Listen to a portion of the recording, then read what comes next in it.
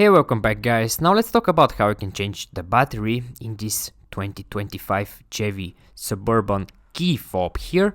You don't need any fancy tools, you just need only one battery like this 2450, and you can find this battery everywhere, and also a small flat screwdriver.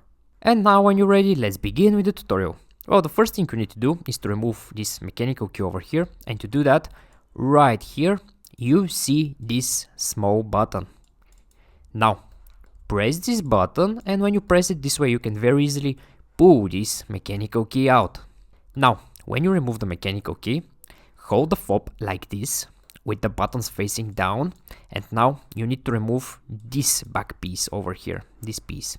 And the easiest way to remove it is just take this mechanical key, insert the tip in this hole, right here, insert the tip only, and now twist it a little bit, push up, and this way you can very easily remove this back piece like this.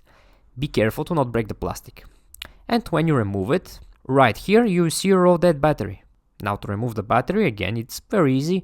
Just take the tip of the mechanical key or the small flat screwdriver, insert it right here, and just push the battery outside. And now when you remove the battery, here in the same place, just insert your new battery, and also make sure it's with the positive side facing up. This step here is very important.